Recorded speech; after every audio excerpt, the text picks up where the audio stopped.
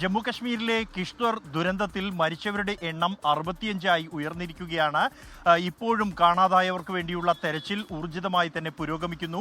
200ഓളം പേരെയാണ് ഈ അപകടത്തെ തുടർന്ന് കാണാതായത്. മേഖലയിൽ സൈന്യത്തിന്റെയും ദേശീയ സംസ്ഥാന ദുരന്ത നിവാരണ സേനകളുടെയും നേതൃത്വത്തിൽ തെരച്ചിൽ ഊർജിതമായി പുരോഗമിക്കുന്നു. മേഖലയിൽ ഇപ്പോഴും രക്ഷാപ്രവർത്തനം, മറ്റ് അപകടത്തിൽ ദുരിതബാധിതരായ ആളുകളെ മറ്റ് പ്രദേശങ്ങളിലേക്ക് മാറ്റി താമസിക്കുന്നത് അടക്കമുള്ള നടപടികൾ പുരോഗമിച്ചുകൊണ്ടിരിക്കുകയാണ്.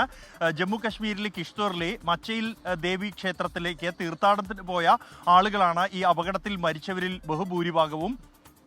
ഈ ക്ഷേത്രത്തിലേക്ക് പോകാൻ ചസൌട്ടി ഗ്രാമത്തിലാണ് ഏറ്റവും അവസാനമായി റോഡ് അവസാനിക്കുന്നത്. അവിടെ നിന്നും 10 കിലോമീറ്ററോളം കാൽനടയായി വേണം ക്ഷേത്രത്തിലേക്ക് പോകാൻ. അതുകൊണ്ട് തന്നെ തീർത്ഥാടകർ ഇവിടെ എത്തി വാഹനങ്ങൾ പാർക്ക് ചെയ്ത് നടന്നു പോകുന്ന ഒരു സമയത്താണ് ഈ അപകടം ഉണ്ടായിരിക്കുന്നത്. അതുകൊണ്ട് തന്നെ ഈ അപകടത്തിൽപ്പെട്ടവരിൽ ഭൂരിഭാഗവും ജമ്മു കശ്മീർ, ഒപ്പം തന്നെ ഹിമാചൽ പ്രദേശ്, ഉത്തരാഖണ്ഡ് എന്നീ സംസ്ഥാനങ്ങളിൽ നിന്നുള്ളവരാണ് എന്നാണ് സംസ്ഥാന സർക്കാർ ദുരന്ത നിവാരണ വിഭാഗം അറിയിക്കുന്നത്.